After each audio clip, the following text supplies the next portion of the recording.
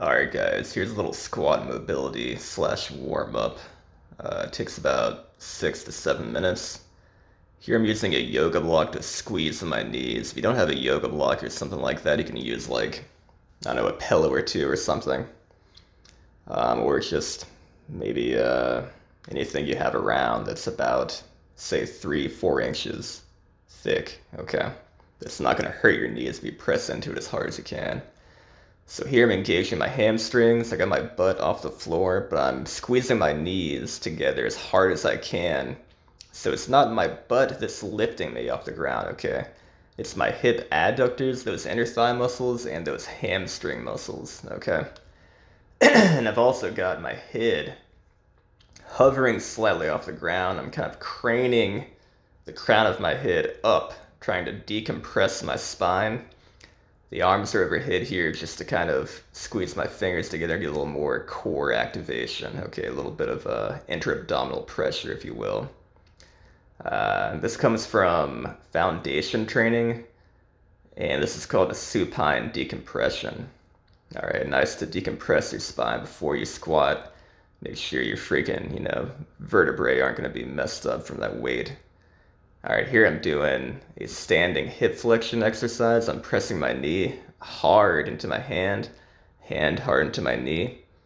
I'm gonna let go, find that new end range, and do it twice more. Okay, maybe like 3, 5 seconds each, give or take. Okay, this is gonna really help your balance and really, really warm up those hip flexors, which will pull you into the squat.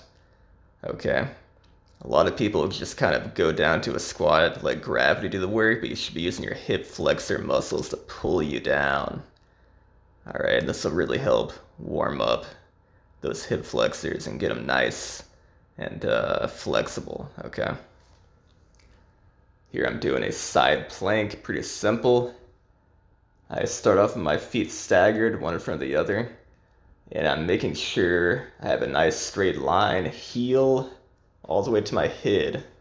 All right, so knees are extended, hips are extended, belly's sucked in, ribs are sucked down. Neck is straight, chin is going into the throat there. Okay, deep neck flexion, and everything is in a straight line, guys. I'm gonna do one side and the other. Again, I start off staggered feet. Might hold that for 5 seconds or so, and then I'll go into stacked feet. Okay, one on top of the other. A little bit more advanced, a little bit more difficult. And then once that feels pretty good, I'm going to go ahead and separate my feet while maintaining that body line. Okay, really, really gets to the hip abductors, the abductors. And also the lateral side of the back, the trunk, which should be the quadratus lumborum muscles and oblique abdominal muscles, okay? Now, because in most people, one side is weaker than the other, go ahead and do that weaker side twice, okay, which is my left side. I'll do that twice, and that'll feel pretty good for the lateral hip and trunk muscles. All right, here, gonna get into the specific warm-up, showing the proper width of a squat there. Gonna go out with the feet, and then straighten them up a bit. The toes can be pointed out a little bit, maybe like 5 to 10 degrees, give or take, but not too much, okay? You don't want too much external rotation there. You want just a tiny bit to give yourself room to squat down. Here I'm hanging on to a door frame. You can hang on to like a side of a squat rack or whatever you have, and kind of keep your balance, keep your spine mostly upright. You just kind of sit into it and pull yourself into it with your hip flexors, your ankles, okay? But at the same time, don't be compressive, okay? You want to keep your spine nice and tall as you're doing this. Okay, gravity's going to assist you, but still use those muscles to pull you down. Here I'm showing a 2-step squat. I'm going a little wider this time, just to get a little more hip mobility, especially in the adductors or inner thighs there. And same thing, you're not gonna be able to go down as far in this one unless you're just stupid flexible. But the goal is to at least have the hip crease below the knee crease, okay? So butt should be below the knees. And ideally the calves should be kind of sitting on the hamstrings. Now, just like the standing hip flexor exercise, you can kind of do a contract relax, so you can kind of drive your hips and legs into the floor and then relax and then pull yourself further with your hip flexors and your front ankle muscles.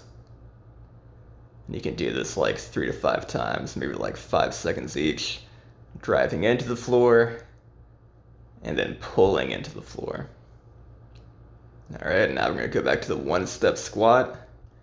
And this time, we're gonna try to use no assistance, okay, just our bodies. And we're gonna lift the arms up as high as we can. This will help extend that thoracic spine, really warm up those thoracic spinal extensors and all those little muscles in your upper back there. And while I do this, I like to rotate my hands kind of like back and forth and loosen up that upper back, that shoulder girdle. And I try to be as tall as possible. Again, you don't want to be compressed and flexed and curved over in this position. You want to be as tall and long as you can. Okay.